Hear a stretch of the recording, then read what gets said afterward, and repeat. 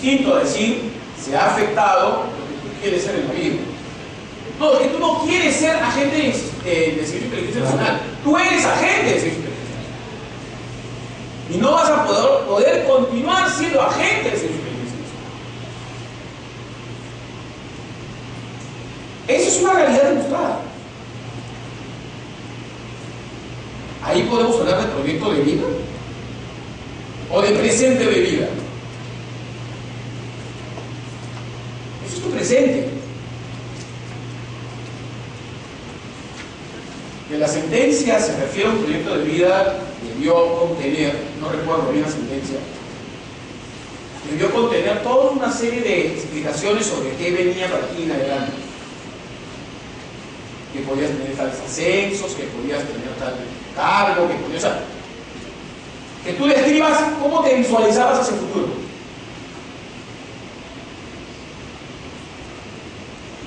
Doctor, ¿y el proyecto de vida no sería afectado por lo que se puede ganar por el lucro cesante? Es que ese es daño económico. Ese es distinto. Un futbolista tiene un contrato por un año y en el mes de enero sufre un accidente por el cual queda postrado en cama por año y medio. El daño evidentemente es moral porque hay un daño a su integridad física, pero del mismo modo hay un truncamiento de su desarrollo futbolístico en ese año. Y lo que iba a ganar por el ejercicio futbolístico del año es una realidad, su contrato de un año. Entonces, doctor... Entonces, eso que no va a ganar, para algunos es el lucro cesante. Digo. Entonces, doctor, usted siempre interpretaba al daño al proyecto de vida como aquel daño que se le causa a una determinada persona, y el agente que causa ese daño tiene la intensidad porque conoce, porque sabe. A eso yo no le he nombrado daño al proyecto de vida. Le he dicho que en Italia eso se concibe como daño existencial. Ya. Entonces su teoría es que el daño al proyecto de vida no tiene sustento. Mi teoría es que el daño al proyecto de vida, como lo manejó mi estimado amigo y maestro Fernández Sarego, tiene un sustento en la libertad, en la voluntad del individuo como él lo sostiene. Estoy presentando lo que él sostiene y piensa. Claro, pero usted... Diferente es que yo lo comparta. Yo hoy lo entiendo, no lo comparto. Lo entiendo, no lo comparto. No lo comparto porque considero que el daño al proyecto de vida merece un estudio mucho más detenido sobre aquello que no resulte ser arbitrario o hipotético. Desde mi perspectiva, yo solamente hablo de daño moral. Entonces, usted tampoco compartiría la teoría del daño existencial que se lleva a cabo en Italia. No lo comparto en la medida de que es una noción que desde mi punto de vista podría estar dentro del daño moral sin mayor apremio. Claro, o sea, yo no veo la necesidad de crear un nuevo daño cuando el daño moral es suficiente en sí mismo para englobarlo. Claro, porque bueno, viéndolo desde su punto de vista, sería cuestión de estudiarlo y compartirlo. Pero lo que yo digo es, yo no creo en crear nuevas categorías jurídicas cuando ya hay una categoría que suficientemente podría contenerla. Claro, porque si viendo desde tu punto de vista, doctor, entonces el daño al proyecto de vida o el daño existencial estaría inmerso tanto el daño moral y, por ejemplo, si tú eres una realidad ya, bueno, el daño existencial, ¿no? Por ejemplo, ya un futbolista, ¿no? Que va a jugar una final de fútbol, y jugando una final de fútbol podría ganar muchos premios que le registren mucho dinero, ¿no? Bueno, es que eso incluye dentro de la categoría de daño emergente o lucro cesante. Claro, por eso mismo, entonces el daño moral, el daño proyecto de vida y el daño existencial te estaría dando en la conjunción de un daño, insisto, moral y daño. el daño puede ser un daño material o moral o inmaterial. Y me había olvidado de hacer una corrección más a la intervención de su compañero. Yo no concibo al daño moral como un daño emocional. En ningún momento he definido al daño moral como un daño emocional, es decir, como un daño a los sentimientos. Eso es lo que mucha gente cree, que el daño moral es un daño a los sentimientos, lo que genera pena, aflicciones, lamentos. Eso es daño a las emociones o sentimientos, que es uno de los diversos tipos de daños morales. El daño moral, como lo he explicado, la afectación a cualesquiera de los derechos derivados de la personalidad. Lean ustedes la Carta Magna, la Constitución, y van a ver toda la gama de derechos que un ser humano tiene. Derecho al honor, la integridad física, a la libertad, al nombre, a la vida, a la educación, a las emociones, a la familia. Todos son derechos derivados de la personalidad y que no tienen una realidad concreta, o sea, no son materiales o no son vistas desde una perspectiva económica. Entonces la transgresión de esos derechos son daños morales. Doctor, otra pregunta. En el caso de un estudiante de Derecho, ¿no? Usted dice que no se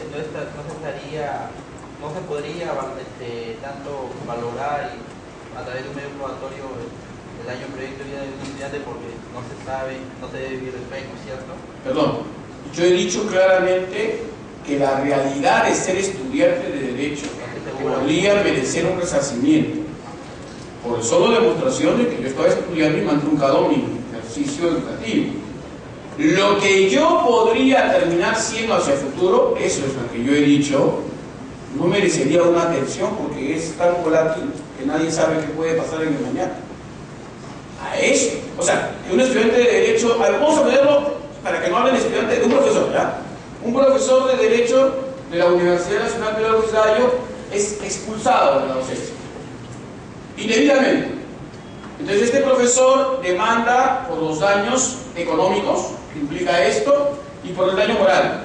Y dentro de su daño moral incluye el daño al proyecto de vida porque considera que era un tan buen profesor que iba a ser nombrado y que terminaría siendo el decano y capaz el rector de la universidad. ¿Quién iba a saber si iba a ser el decano o el rector de la universidad? Cuando incluso esos cargos son tan políticos en la Universidad Nacional Pedro Luis Gallo que por más que sea el más talentoso no llegará a serlo. ¿Cierto? No se sabe. Entonces, ¿podemos tutelar un daño al proyecto de vida de esa magnitud?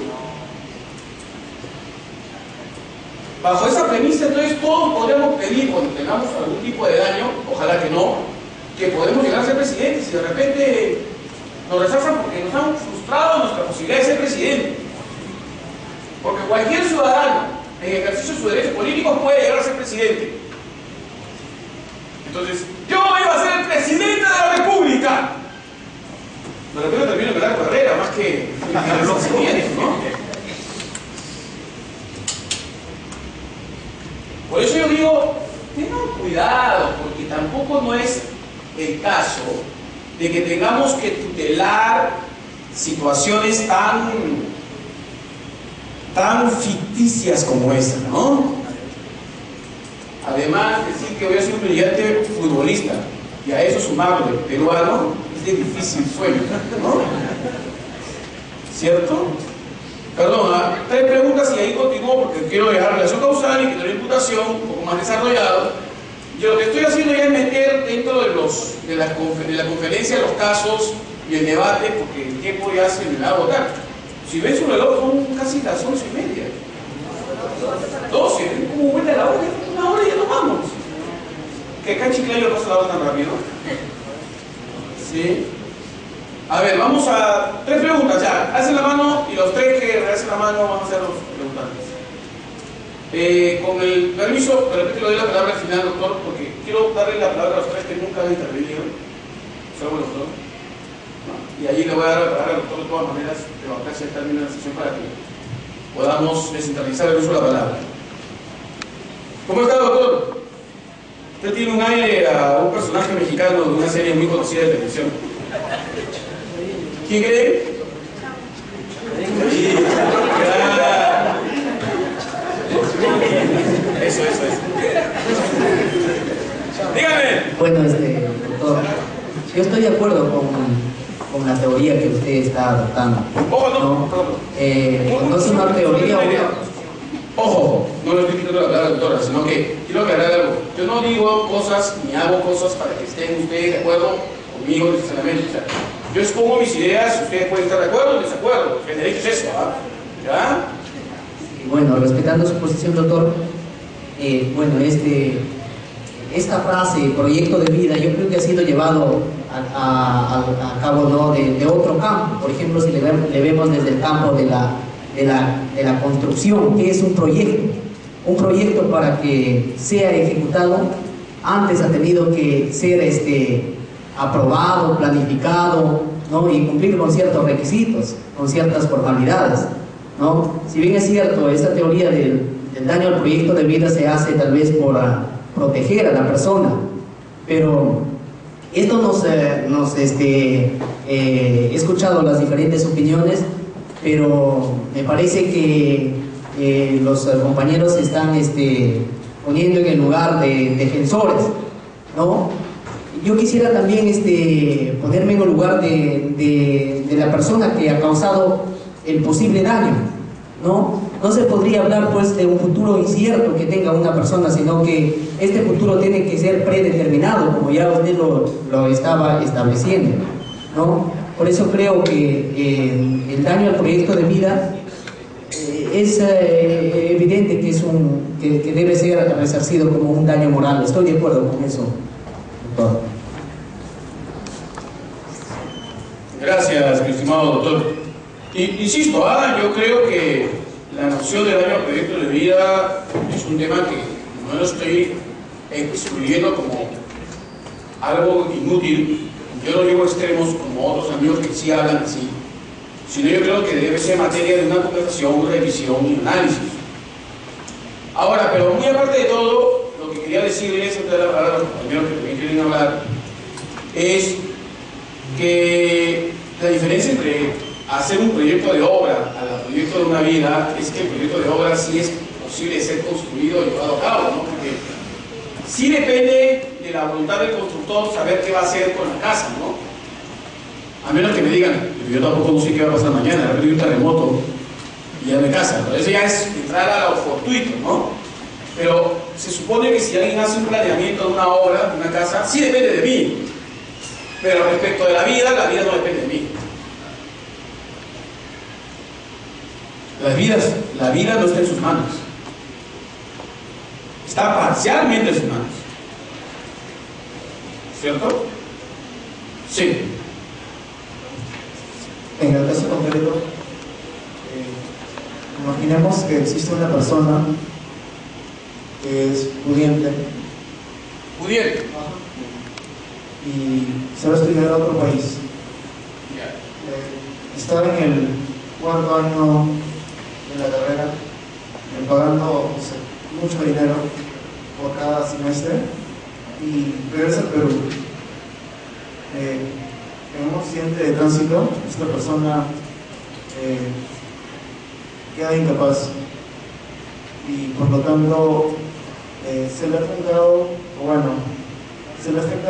mediante un daño moral, que es como el que usted ya ha expuesto, el derecho a la educación. Ya. Pero si pasamos un poco más, aparte de este derecho a la educación que ha sido vulnerado,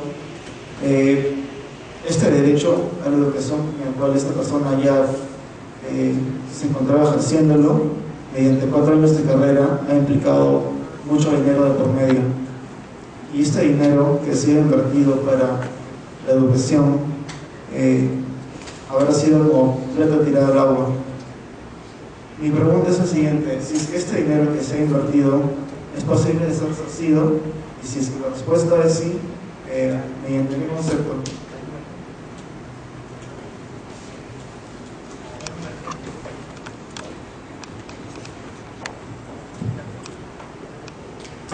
déjeme decir que sí, ahí sí discrepo, ¿no? Porque si uno paga por sus estudios, paga por las clases que se le imparten en los semestres estudiados. Por tanto, aquello que uno ha estudiado durante el tiempo que estuvo en la universidad es un medio que enriquece a la persona, enriquece culturalmente a la persona. Por eso cuando uno presenta su currículo pone estudios universitarios hasta tal semestre, ¿no? O estudios universitarios concluidos. En otras palabras, aquello que ya recibí a nivel educativo es algo que me va a servir a mí culturalmente hablando, como enriquecer el bagaje de conocimientos de la persona. O sea, no creo que ese dinero pagado por el tiempo que yo estuve en la universidad fuera dinero pagado en mano. ¿Me entiende? O sea, entendí su idea de dinero pagado en mano porque yo pagué todo ese dinero pensando en que yo tenía que llegar terminando la carrera, y como ahora no voy a poder terminar la carrera porque he terminado siendo incapaz o porque tengo un problema que me impide continuar con los estudios, entonces por gusto pagué 4 años. No creo que la lógica sea esa. Porque Dios mediante se espera que la persona se recupere. Dios mediante. Y si se recupera, puede convalidar los estudios que ya realizó y seguir estudiando. ¿Cierto? Y si no se recupera, bueno, la persona invirtió en un gasto presente. O sea, yo no estoy pagando el primer ciclo, el segundo ciclo, el tercer ciclo porque quiero terminar siendo abogado, sino porque quiero terminar el semestre y avanzar y avanzar y avanzar. Por eso pago. ¿Cierto? Entonces, evidentemente nadie paga hacia el futuro. Hay instituciones que sí te cuadran el futuro, ¿no? Me refiero a que hay, por ejemplo, centros de idiomas que tú tienes que pagar sobre el presente y el futuro. Si tienes que pagar el curso completo. Y nadie sabe si va a terminar el curso completo. De repente, por ejemplo, estudió los 3 primeros meses y tuvo un accidente o algo por el estilo y no puede terminar los 2 años que le había pagado por adelantado. Eso es diferente. Porque yo ya no voy a poder continuar estudiando y está demostrado objetivamente que no voy a poder continuar estudiando y ese dinero no tiene un fundamento. Eso sí es diferente a lo que me explica donde yo ya pagué por los estudios ya recibidos. ¿Me dejo entender? Por un momento yo pensé que el Señor era Él.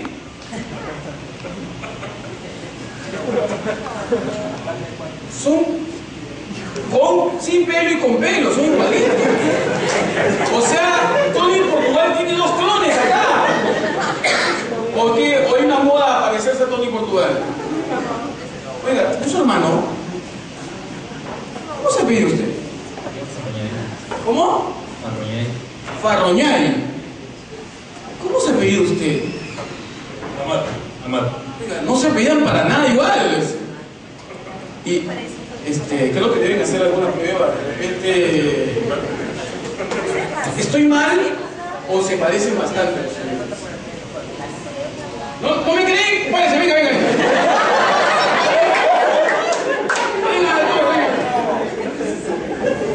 Venga, doctor Ferroñez, venga. Ahí está, ¿ya ven?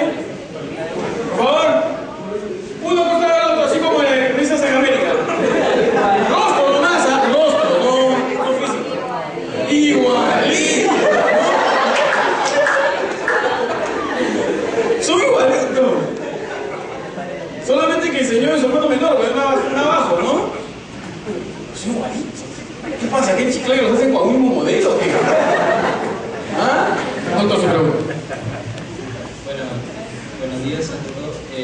Hace unos momentos usted estaba explicando la posibilidad de cómo es que la doctrina nacional entendía ciertas soluciones jurídicas que se elaboraban, sobre todo en Alemania y en Italia, para ser específicos en responsabilidad civil, o otro ensayo de Estados Unidos, el análisis económico. Sin embargo, tal como se titula esta ponencia Nuevas tendencias sobre la responsabilidad civil, traigo a colación el tema sobre la responsabilidad civil por contacto social, en el sentido de establecer cuál es la posición que asume usted con respecto a este criterio que ya tiene, digamos, ciertos años de elaboración y que en el Perú ya ha sido trabajado, aunque de forma somera, por algunos doctores, el doctor Leiser, doctores Lorenzo Saavedra por ahí, y para tratar de explicar ciertos fenómenos como por ejemplo la relación del médico con la buena fe contractual, la actividad civil precontractual, porque esta construcción jurídica alemana permite, entre comillas, derivar ciertas situaciones a la categoría de relaciones contractuales de hecho. O sea que ya no sería la simple clasificación de contractuales a contractual y derivarlo, por ejemplo, una cierta situación que causa un perjuicio al 1969, sino tal vez aplicar el libro de las obligaciones. Y básicamente es el libro.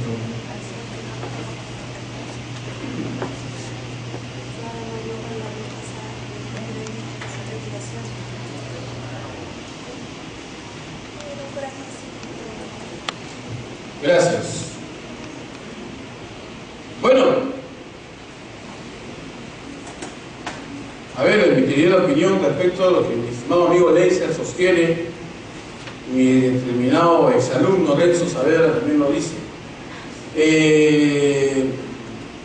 Para empezar, en el año 2002 hubo una reforma en Alemania tanto al libro de obligaciones con la ley de modernización del derecho de obligaciones alemán, como al derecho de daños, que le denominan también en Alemania, la ley de modernización del derecho de daños. Entre estas modificaciones que se introdujeron al derecho de obligaciones, para citar primero ello, se hace referencia al deber de protección que se asume desde el mismo momento en que el sujeto presta un servicio o se relaciona con otro. Así como también la protección al consumidor introducida dentro de las reglas de derecho de obligaciones. Eso me lleva al tema médico. Cuando un médico me atiende, no solamente podemos referirnos al servicio contratado voluntariamente, que es el contrato de prestación de servicios, sino también deberíamos referirnos a los deberes de respeto a la vida humana, integridad física y otros propios del sistema legal. Esto nos trae a colación el triste episodio de este señor baleado en el casino de Moyobamba, que quiso ser atendido en un hospital y al final le dijeron que no porque no estaba asegurado. Evidentemente el respeto a la vida y la integridad física, que es propio del juramento hipocrático de los médicos, no se cumplió.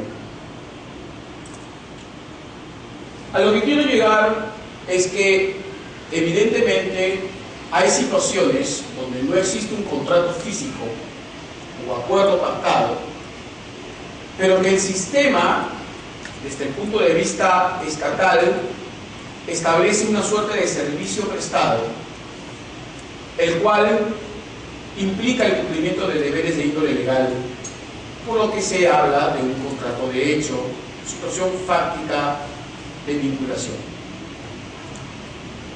Por ejemplo, cuando uno habla de la responsabilidad de la administración pública, podría decirse que con la administración tenemos un contrato de hecho firmado, en la medida de que la administración presta un servicio al administrado y este servicio que se presta para con la administración, de parte de la administración pública para con el administrado, determina una responsabilidad por ejecución de obligaciones, no una responsabilidad extracontractual. Lo que sí debo corregir es que mi estimado Leiser León no cree que la buena fe de etapa precontractual sea propia de la ejecución de obligaciones. Él cree que es extracontractual, ¿no? Entonces, solamente atender a que dentro de la gama de deberes asumidos existen deberes asumidos de modo voluntario y deberes asumidos por mandato legal, y que estos vínculos que se generan a partir de los deberes de mandato legal son los que fundamentan, en algunos casos, contenidos resarcitorios que en otros escenarios podrían ser vistos como extracontractuales, basados en el 1969, pero que en realidad pueden ser llevados claramente a inejecución de obligaciones. ¿Quiere continuar con una pregunta? Precisamente esa era la posición asumida por la ley. Sin embargo, por ejemplo, si en las tratativas, digamos, siendo la excepción ahorita en los contratos de adhesión y los otros generales, hay en realidad en el Perú, por ejemplo, los estudios sobre defender cierta posición. En primer lugar, en la responsabilidad precontractual, la única posición asumida desde el punto de vista contractual es la del autor de la puesta. El principal argumento para defender esta posición no es sino otro de el distinguir entre deber genérico y deber especial, porque precisamente esa es la diferencia en realidad que debe asumirse para saber si nos encontramos ante una responsabilidad extracontractual o contractual, el deber genérico y el deber específico. Sin embargo, había también ese principal argumento. Entonces, los otros autores, como usted bien señala, están en contra. Ahora, las tratativas en realidad, si hay ciertos deberes genéricos, parecería ser que también hay ciertos deberes específicos. Una especie, entre comillas, de obligaciones entre las partes que deben asumir, y no solo llevarlo al deber genérico de repente de cuidado o de información también. Particularmente yo creo que la responsabilidad precontractual es un sistema distinto. Yo le decía ayer a su compañero aquí adelante que yo creo en la existencia de 6 sistemas diferenciados y que la responsabilidad precontractual es un sistema plenamente autónomo. Evidentemente esta conferencia puede llevarnos a otras conferencias en el futuro, o cuando yo les dije, estudié en maestría, ya próximamente, espero, podemos ahondar en este tema de sistemas, porque es una materia mucho más compleja. Pasamos a los últimos 45 minutos del partido. Segundo tiempo. Para terminar, lo que a mí me parece fundamental, y donde ha habido más cambios, que es la relación causal y el criterio de imputación. Hagamos nuestro último esfuerzo matutino. Yo sé que ya quieren comer, ya quieren un cevichito, ya quieren su arroz con pato, ya quieren su cabrito al horno. Vamos a esforzarnos en estos últimos 45 minutos que van a pasar. Van a pensar que ha pasado 15 minutos y ya va a ser la 1. Así que, a esforzarnos. Relación causal. Escuchen. Sobre la relación causal se han desarrollado distintas ideas. Solamente primero decir lo siguiente. Relación causal significa la conexidad que existe entre la causa y un efecto. Es la conexidad existente entre la causa y un efecto. Evidentemente todo efecto tiene una causa, así que no podemos obviar esa conexidad. No podemos obviar esa conexidad. Y cuando hablamos de causa, hacemos alusión, hacemos referencia a diversas teorías. La teoría de la causa eficiente, por ejemplo, es aquella que establecía que es causa del daño aquel suceso o hecho que tiene la cualidad para producirlo. Si ustedes hicieron el experimento de la plantita en el colegio, recordarán que su profesora les dijo: tierrita, semillas, agua y luz, y crecerá la plantita, la de frijol, ¿no? ¿Cuál es la causa de ese efecto? ¿No podría crecer la planta sin tierra? Podría. Nadie sabe. Claro que sí, plantas que crecen sin tierra. ¿Sin agua? Hay plantas que crecen sin agua. ¿Sin luz? Hay plantas que crecen sin luz. ¿Sin semilla? No. La semilla tiene que de todos modos estar. Entonces, desde la perspectiva de la causa eficiente, la semilla es la causa que en el plano cualitativo determina ese resultado. O sea, la teoría de la causa eficiente alude a cualidades. La teoría de la causa preponderante refiere a cantidades. ¿Qué significa? Es causa del daño el suceso que tiene mayor cantidad o peso en la producción del daño. Mayor cantidad o peso en la producción del daño. Muy bien. Entonces, imaginemos que quieren hacer un incendio y el Señor da un poco de pólvora y Él es el que prende con muchos fósforos. Él aporta 4 botellas más 20 cajas de fósforos para producir el incendio. Si fuese la teoría de la causa eficiente, el que dio la pólvora es el causante.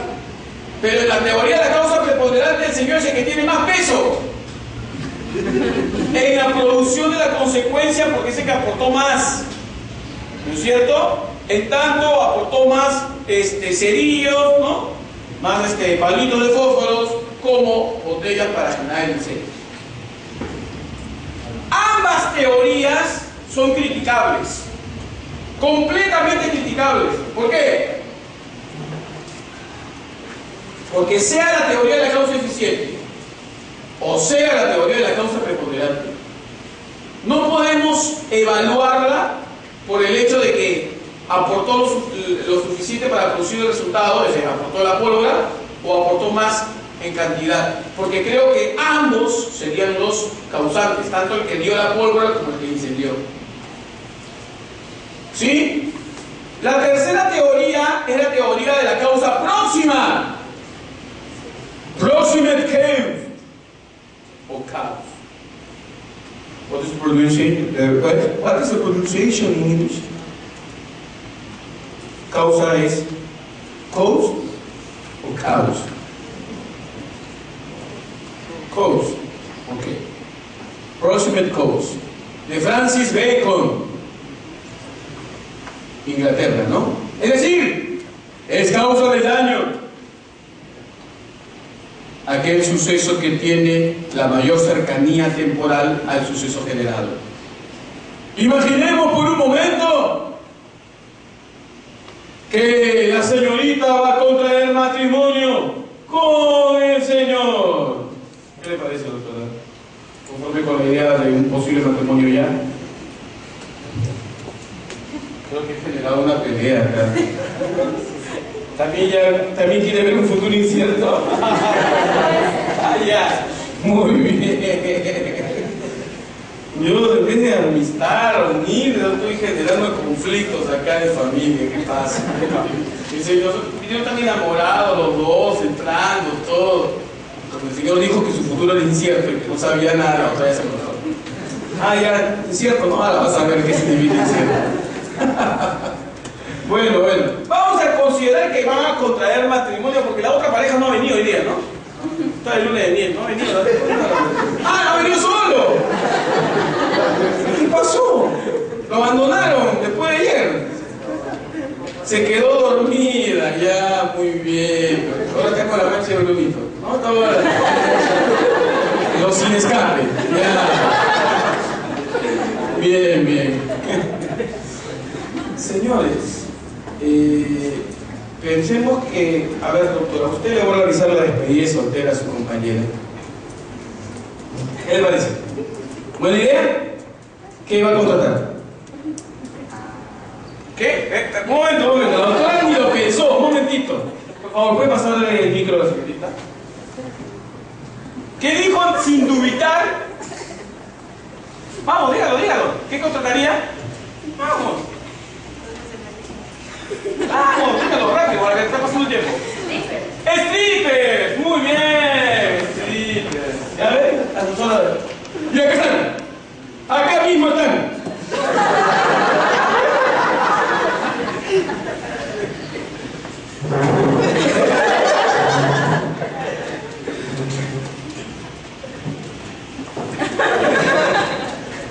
¿Stripper?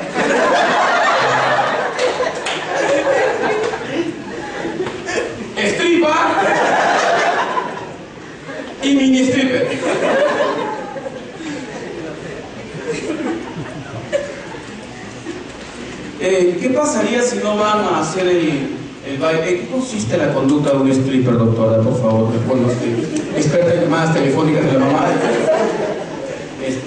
Podría decirnos en qué consiste la conducta de un stripper. Obligación con prestación de hacer, obligación con prestación de hacer que termine en dar. ¿Perdón? Un baile nada más. O sea, van a bailar, chavo. Eso es. No hay como las despedidas de varones, donde solamente licor, conversar, se acabó. Claro, es lo único que se hace en las despedidas de varones. Licor, se habla, desaniman al novio y se acabó. Yo no sé qué hará en la despedida de mujeres, ¿no? ¿Ah? Bueno. El punto es que si no van los strippers a ejecutar la conducta, habría un daño propio de la ejecución de obligaciones. No sé si también un daño moral, pero habría un daño por no haber venido al show. Y en ese contexto, pues, la causa más cercana es el no haber ido. ¿Se ganó? Ahora, en responsabilidad por inejecución de obligaciones, artículo 1321, se alude a la teoría de la causa próxima. Eso es lo que se dice. Después van a escuchar la crítica, ¿ya? Finalmente tenemos la teoría de la causa adecuada. Imaginemos por un momento que aquí, en esta aula, están las miembros de una banda chiclayana que quiere acabar con la vida del expositor de la responsabilidad civil. Ya lo ocurrió. La banda de las chicas superpoderosas.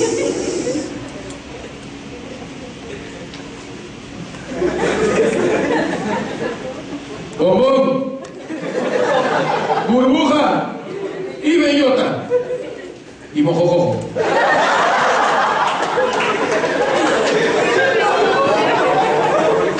Entonces, la señorita alias Bombón hace el hoyo, un hoyo bien profundo, tamaño de ella, ¿no? Bien profundo. La segunda pone picas, esos palos filudos, así, esos estacas, ¿no? Y lo tapa. Y la tercera invita a que el profesor pase por ahí caminando, caiga cual anticucho atravesado.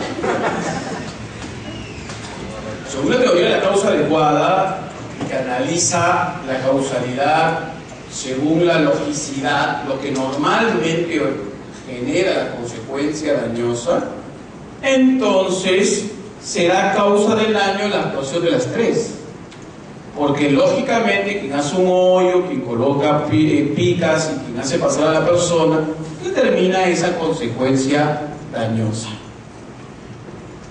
Pero lo que yo quería decirles es que en la actualidad hubo un congreso, no sé si fueron al congreso de Huánuco. ¿Alguno de ustedes fue al Congreso Nacional de Huánuco? De Derecho Civil en Huánuco.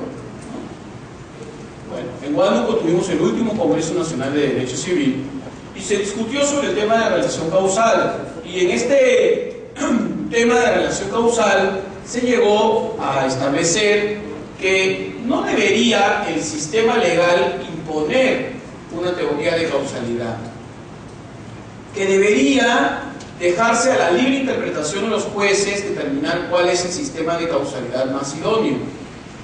Si bien es cierto el artículo 19 1985 determina la teoría de la causalidad adecuada, regulada expresamente, es un indicativo, no un impositivo. Debemos dejar a la libertad de las partes señalar cuáles son las teorías de causalidad aplicables en sus obligaciones y el juez evaluar cuál va a aplicar. Es que lo que pasa es que hoy se está viviendo una serie de situaciones donde las teorías de la causa próxima, causa adecuada, están siendo relativizadas, cuestionadas, polemizadas. Por eso que hay que dejar mejor al juez evaluar cuál aplica. Ahora, ayer les hablé de 3 categorías y una fue materia de una pregunta. Sustitución causal, con causa y cocausa. La sustitución causal es un medio de defensa del demandado, quien tras ser demandado, para la redundancia, tras ser sujeto de un proceso judicial, se defiende diciendo que la causa del daño no la produjo él, sino que la causa del daño la produjo un caso fortuito o una fuerza mayor. Caso fortuito, hecho irresistible de la naturaleza. Ya no voy a decir extraordinario ni imprevisible, porque esas categorías ya no tienen sentido hoy en el mundo. Hoy en el mundo ya no se puede hablar de lo extraordinario o de lo imprevisible, porque el avance del tecnológico, ¿no? La tecnología nos puede decir cuándo puede haber un terremoto, pero irresistible siempre va a ser. No soy un Hércules para decir, terremoto, detente, ¿no? Y cojo las murallas, ¿no?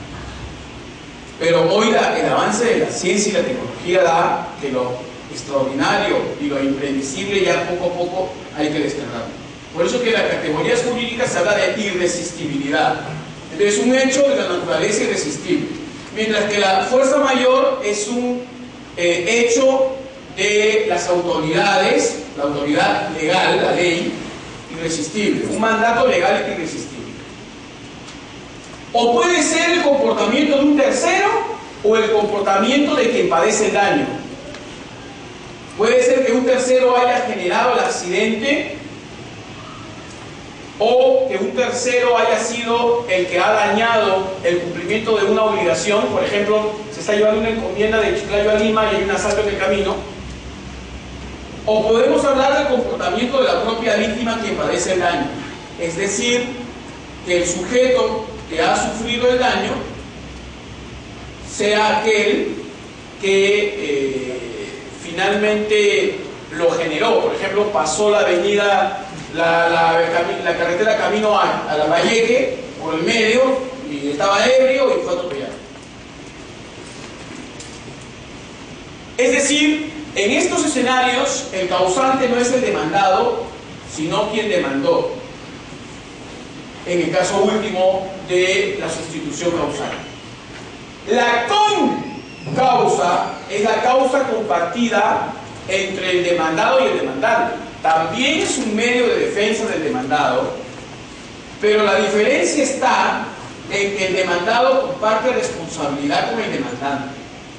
Esto quiere decir que ambos sujetos van a ser responsables compartidos y se tendría que reducir.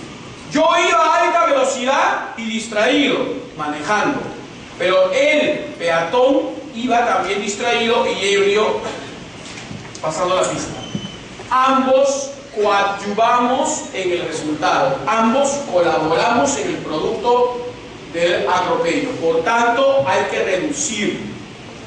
reducir el costo del resarcimiento. Con causa.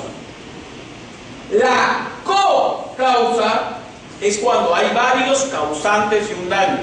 Hay varios sujetos quienes ocasionan una consecuencia dañosa. La co-causa.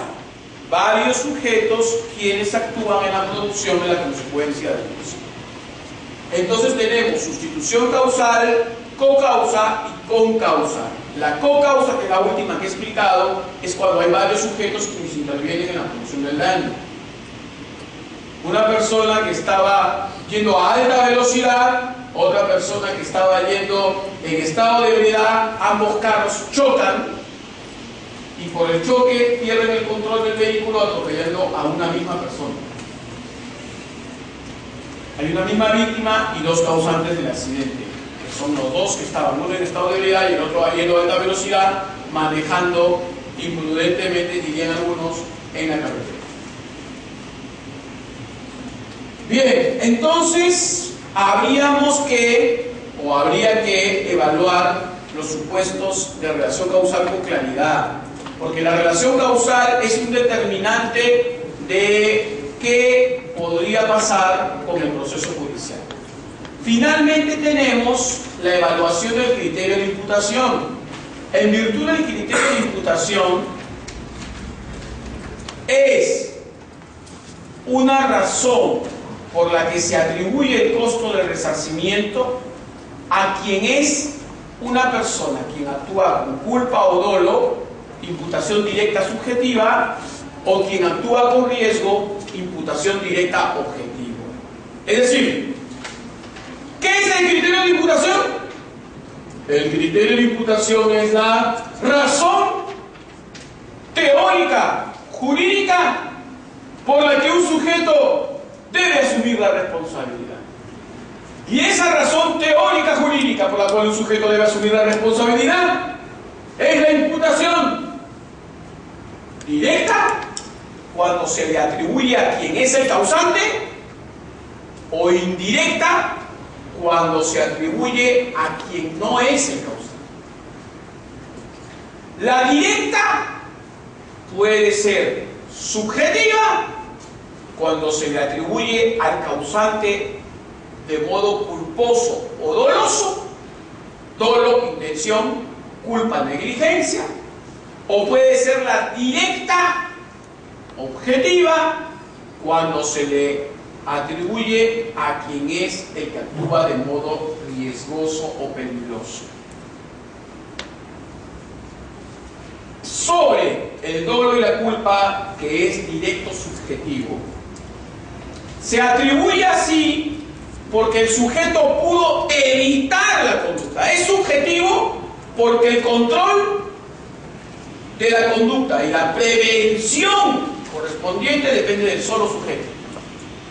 Tú, si hubieras sido más cuidadoso, no hubieras generado esta consecuencia. Si hubieras sido más diligente, es actuar conforme el sistema, sería otro el resultado. Esa es culpa. Si no hubieras actuado con intención, sería otro el resultado. Dolo, culpa, dolo. Y en el caso, ese es puerta antifugas. Es así se habla.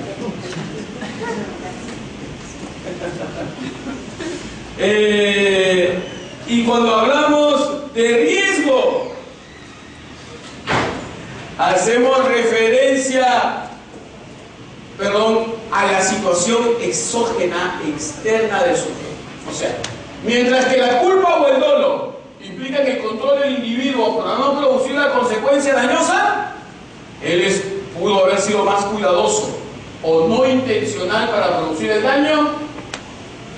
El riesgo es una situación peligrosa, donde el sujeto ya no basta como simple persona que pudo evitarlo, porque el daño se produce por una situación externa a él. El daño se ha producido por una situación externa a él. Por ejemplo, si bien yo puedo ser de la reencarnación de Ayrton Senna, puedo ser un excelente chofer, un Michael Schumacher de Chiclayo, no puede evitarse que haya un accidente si se pincha la llanta, si se rompe la caja de cambios, por muchas razones que dependen externamente a mí porque son propios de la actividad del manejo. Por tanto, se dice que en ese caso hay riesgo, porque es una actividad peligrosa, en tanto las medidas de control o previsión no dependen exclusivamente del sujeto. ¿Bien? Esa es una imputación directa objetiva, diferente a la imputación directa subjetiva. Ahora, cuando hablamos de culpa, dolo o de riesgo, dependiendo también mucho de qué viene hacia el futuro o qué queremos hacia el futuro. Yo aplico dolo o culpa cuando no quiero eliminar la conducta, cuando quiero que continúe pero controlada. Prevención positiva, ¿se acuerdan?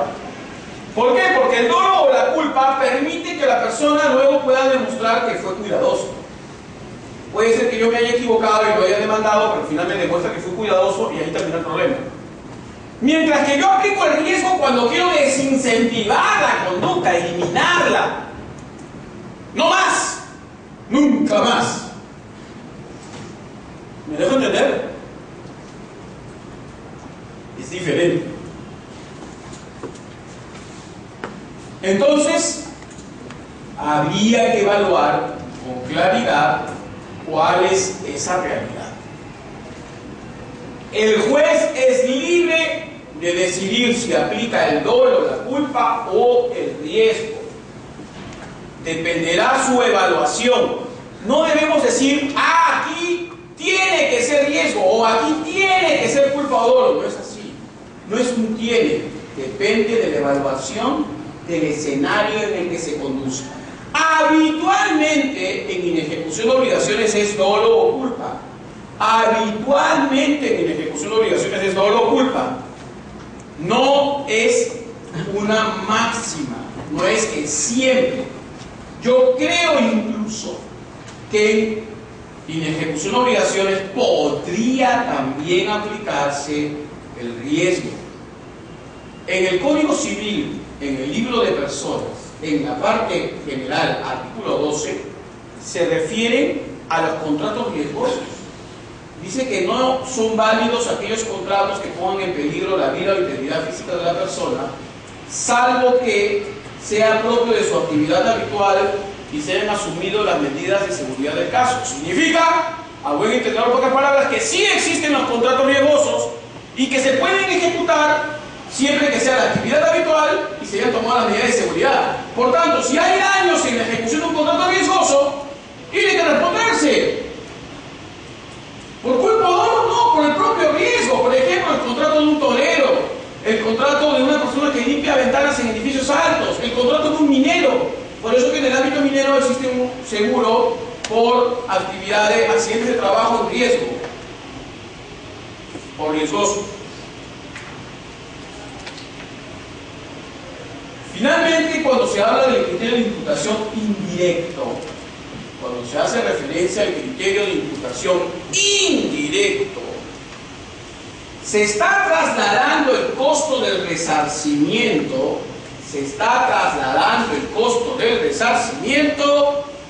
de quien es el sujeto víctima a quien es el sujeto responsable, no causante, no necesariamente causante. En otras palabras, quien asume la responsabilidad civil no es el que materialmente ha producido el daño, no es quien materialmente ha producido el daño, sino es aquel que ha sufrido el daño, perdón, es aquel que ha propiciado el daño, en tanto es el principal, el jefe o el sujeto que tiene el dominio exógeno de la conducta. Explico. Si el chofer de la empresa Coca-Cola ocasiona un accidente, no hay duda alguna que el chofer de Coca-Cola debe asumir la responsabilidad por el accidente que ha generado. Pero la empresa Coca-Cola es aquella empresa que ha propiciado la conducta, porque es la que se beneficia con el quehacer del chofer de Coca-Cola. En tal sentido, tiene que soportarse la responsabilidad tanto por parte del chofer como por parte de la empresa generadora del daño, en la medida que es la empresa que dirigió el comportamiento. Y esa es la responsabilidad vicaria, por ejemplo, del 1981 del Código Civil. Entonces,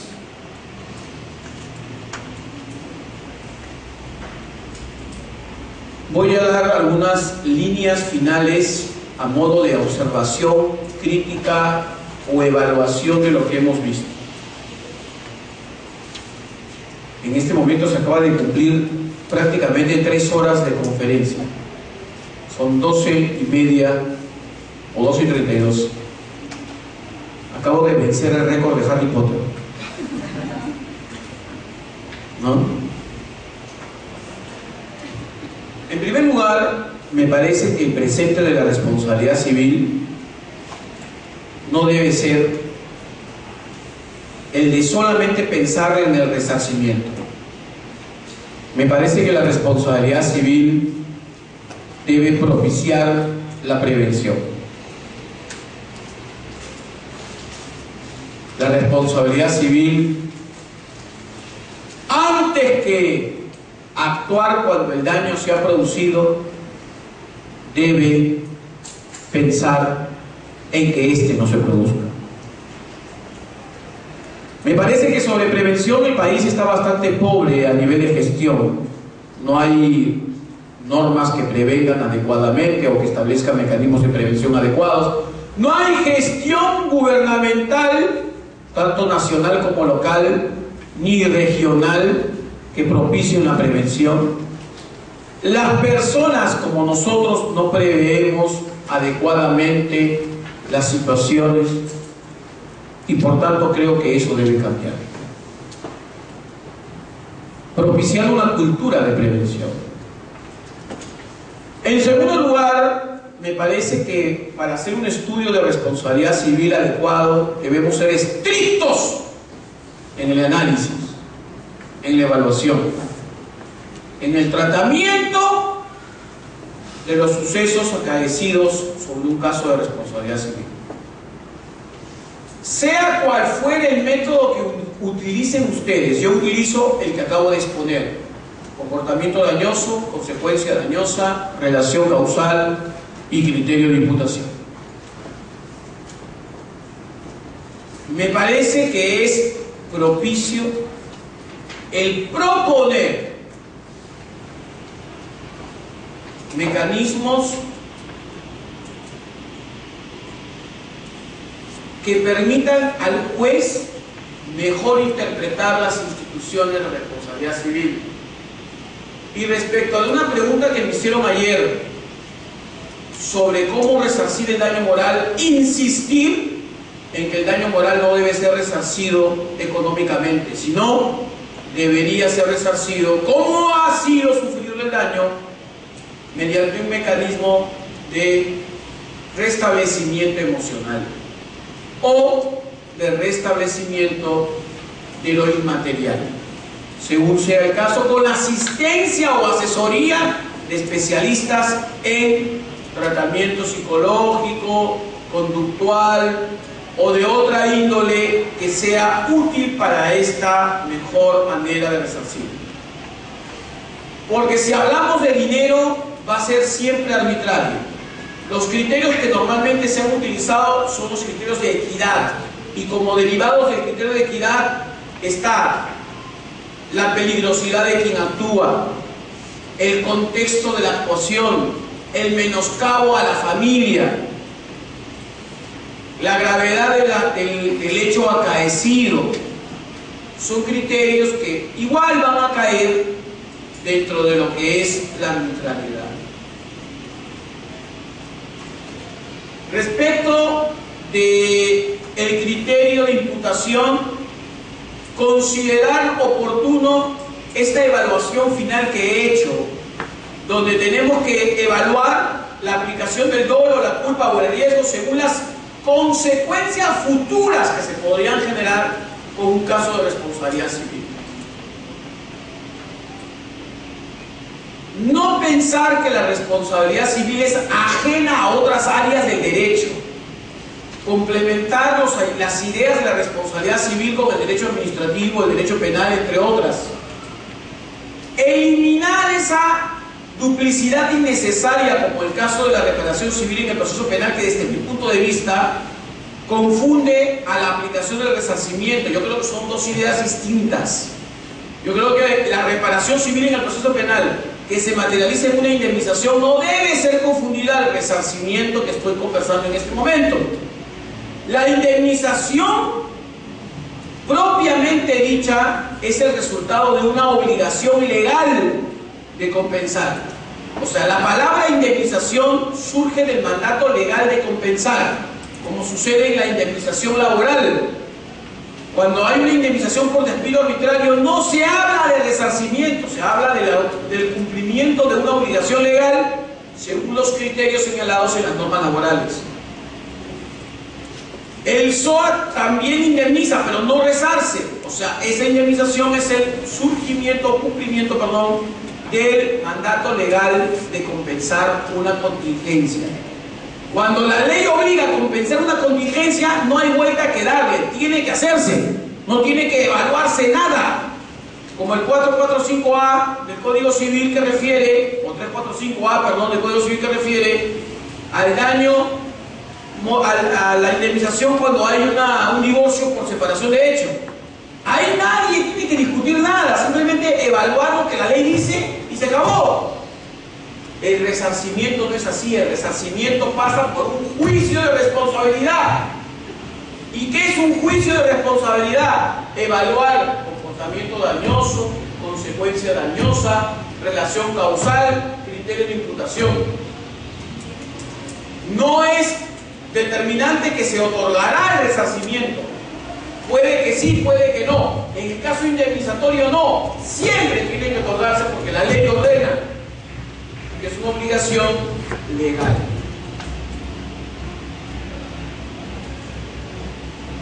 Entonces, hay que desincentivar daños con una verdadera aplicación o adecuada aplicación del dolo o la culpa, o el riesgo o la garantía, se pusiera el caso.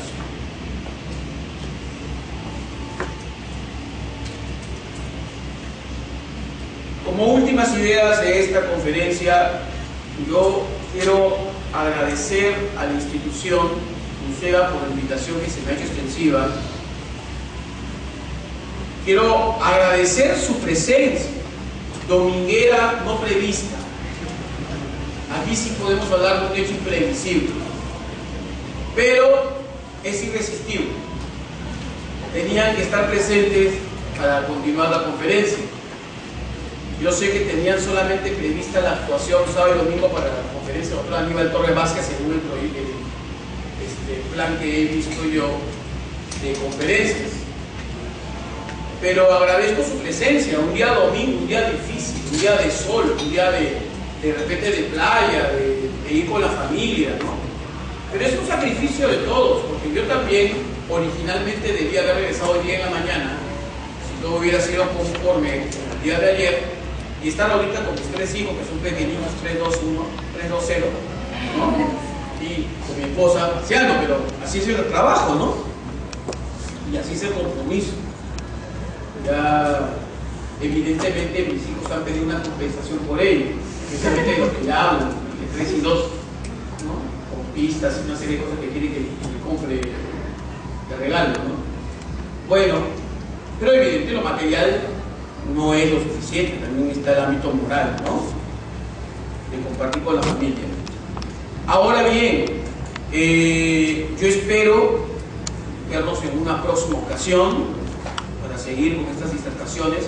Yo era profesor del curso de actualización jurídica de la Universidad Pedro Luis Gallo y el fundador del curso de actualización jurídica, pero por razones de carácter estrictamente laboral, porque yo viajo por muchas ciudades, ya se me ha hecho poco posible poder venir a Lambayeque con la frecuencia que tenía antes de estar pues, 2 o 3 semanas en el curso de actualización jurídica, que bien dirige el doctor Freddy Hernández Rengifo, que es amigo personal.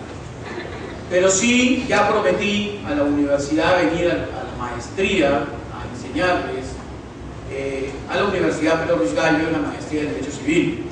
Y eso ya es un compromiso porque es probable que yo dicte la clase inaugural de la nueva maestría que se ha formado de la Pedro Luis Gallo.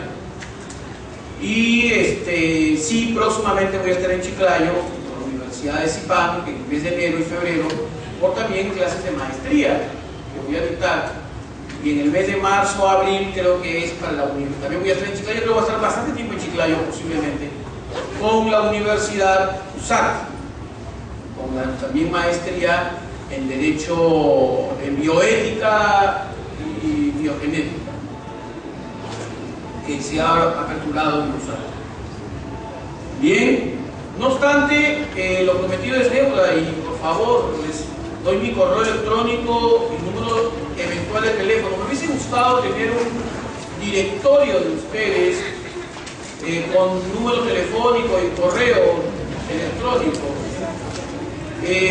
Si de repente uno de ustedes asume la función de cuasi delegado de conferencia y toma nota de todos los correos y teléfonos de los alumnos, me lo manda, ¿no? Me lo manda. Claro, es que si lo quieren me va a dar todo el listado, tanto de los presentes como de los ausentes. Y yo quisiera propiciar básicamente una comunicación con los presentes. Con los demás, por medio de Ouija. ¿No? Evidentemente porque entiendo que los presentes son personas que aman el derecho y que prefieren el derecho a la Constitución, ¿cierto? Entonces me gustaría dirigirme a los que están presentes. ¿Sí? Bien, mi correo, a ver, ¿cuál le doy? ¿El que doy a mis alumnos o el correo general? El que doy a mis alumnos es siempre jalo a todo el mundo @profesoresmalditos.com.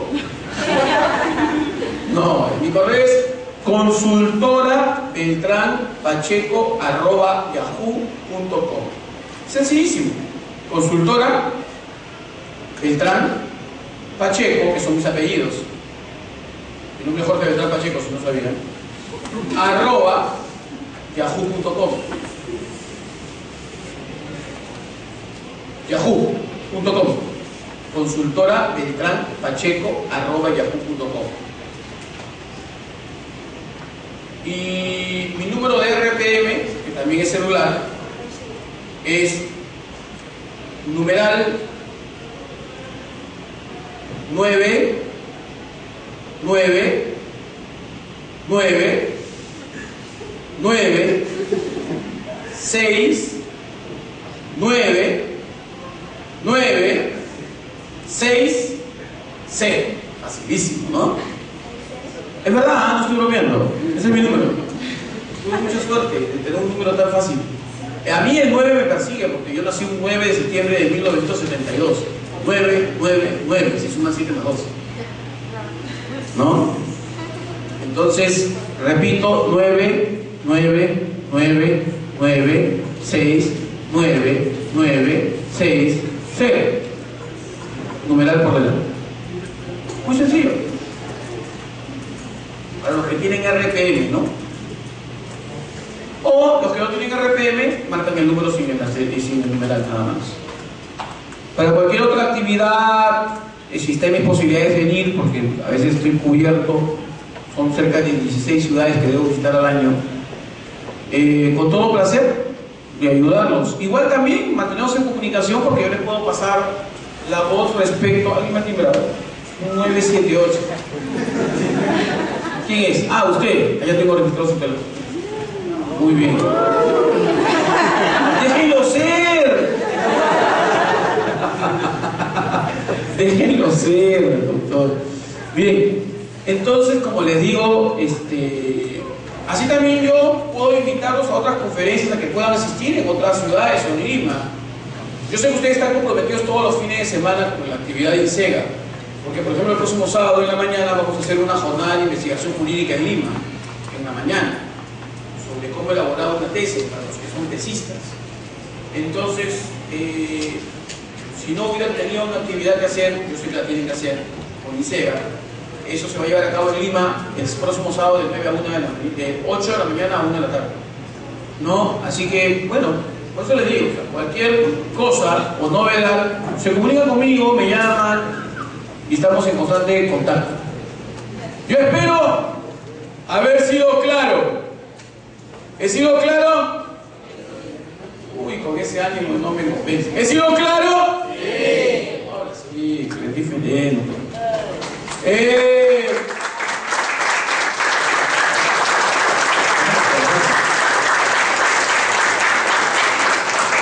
Yo sé que tengo un método poco ortodoxo de enseñanza. Así como me ven dictando esta conferencia, yo soy así de profesor en la universidad. O sea, tengo ese estilo. Mezclo el teatro con la docencia. Y me gusta mucho interactuar con los alumnos, para bien y para mal, para mantenerlos despiertos, porque si no se duermen algunos, si es que hablo solamente, estrictamente de derecho, ¿no? Claro, pues mi parámetro de docencia es gracias a la película que es mi modelo a seguir, La Sociedad de los Poetas Muertos. ¿Alguien más me llama? 952, ¿quién es? 952. ¿Alguien de ustedes es 952? Ah, usted, muy bien, estoy acá compilando teléfonos. Bueno, entonces, como les digo, prácticamente, ¿vieron La Sociedad de los Poetas Muertos? Si no lo vieron, véanla, para que vean cuál es el parámetro de docencia. Si alguno de ustedes quiere ser docente más adelante, tenemos que tener cierta flexibilidad en la docencia para lograr el mejor aprendizaje de los alumnos. Así que, señores, sin más que decirles, agradeciéndoles, a ver qué hora es, minutos antes de la 1, yo ya entro a mi antesala al fútbol, preparando para el triunfo de mi equipo.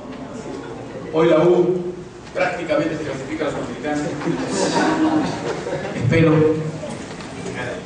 Y como dijo el maestro musical, que nunca morirá, 978, ¿quién es 978?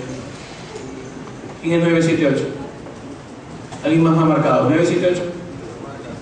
Levanten la mano para identificarlos, para que saber quién es. Nadie de ustedes. Ustedes que están marcando los espíritus chocarreros.